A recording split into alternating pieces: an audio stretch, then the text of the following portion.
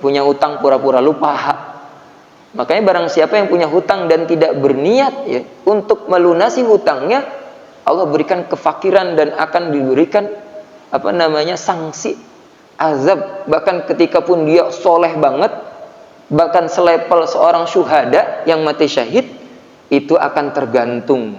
Makanya ada hati-hati nih yang suka berhutang. Makanya idza tadayantum idza adali musamma faktubuh. Kalau punya utang piutang itu catat. Ya, catat, apalagi kita sebagai yang berhutang. Ya, yang menghutang berhutang itu lengkap sekali, menjadi ayat paling panjang tuh. Paling panjang itu. Ya ayyuhalladzina amanu tadi ya. Idza tadayantum bidainin.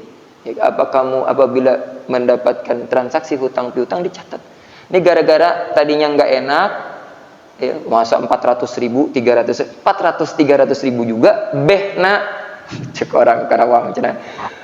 Bas der hari H kita butuh bisa jadi persengketaan, perkelahian, bisa putus silaturahim, saudara, ya. Saudara kerabat itu bisa putus.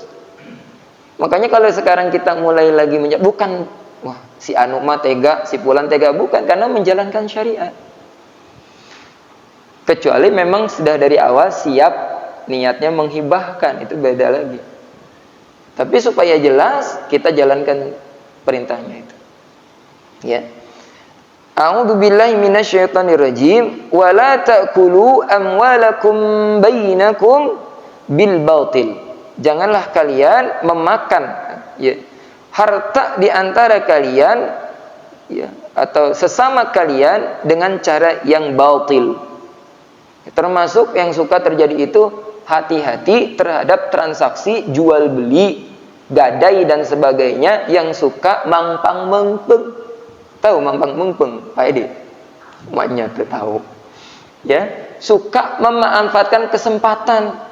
Misalnya musim pendaftaran sekolah butuh dana, misalnya menjual handphone atau apalah barang-barang. Harganya pasarannya misalnya antara 1 juta sampai 1,5 juta. Nah, ini ketika menawarkan, baik orang yang butuh atau kita menawarkan, ada nih 300 mah mau nggak? Nah, itu tuh yang suka mumpung-mumpung.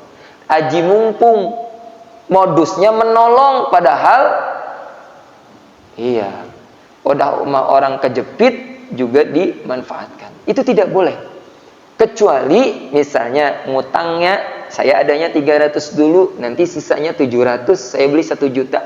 Nah, itu boleh, akadnya hutang. Tapi yang selama ini terjadi itu ya tanah. Kalau di kampung saya itu suka tanah gitu. Mau nyunat anak, tanah. Mau ngawinkeun hajat, tanah, ngukur tanah. Jadi tanah teh kadang-kadang habis tepararuguh gitu. Bukan tepararuguh, saya dibilang tepararuguh ya, tapi ada keperluan yang mestinya ya banyak sih nyunatin anak mah harus ya ngukur tanah gitu. Tapi itu terjadi. Celakanya tadi banyak praktek-praktek. Nah, prakteknya akadnya sah tapi batil. Ya, batil, cacat.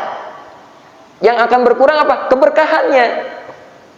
Jual beli selama syarat-syarat fikihnya terpenuhi itu boleh. Tapi kalau misalnya kayak tadi, walaupun katanya saya kan nolong Ustaz, emang saya adanya segitu. Tetangganya jual sepeda, pasarannya misalnya 900.000, dia beli 200.000. Itu batil akadnya. Ya, itu termasuk di dalam tadi kata Allah. Yang tadi ya ayat ini asbabun nuzulnya tentang hutang piutang. Biasanya ada orang yang suka pura-pura lupa, tiba-tiba amnesia. Bahkan suka galakan orang yang dipinjemin gitu ya. Ketika ditagih kita kayak mengemis sekali gitu ya. Ini hati-hati. Kalau orang sudah bersatu antara hatinya, di hatinya ada iman dan ilmu, maka ya, jangan terkenal orang pengajian, gaulnya di musola, tapi kalau ditagih muamalah, terutama tutang hutang, aduh luar biasa, ini jangan. Justru ya teman-teman jamaah semua yang sudah menuntut ilmu, ya, yang sudah mau punya usaha meningkatkan imannya, takut kepada Allah, ittaqillah, takut sama Allah. Kalau takut sama Allah, sama orang jangan zalim. Ya, ini mah sujud Sujud sampai ibaratnya karpet aja bekas dia udah pada hitam ya, bukan cuma jidat yang hitam. Karpetnya hitam. Karena kalau berwudu itu sampai basah. Ada orang-orang sampai karpet musola sama masjid itu hitam gitu. Biasanya karena kepalanya basah. Orang lain habis dia sholat di situ langsung bau.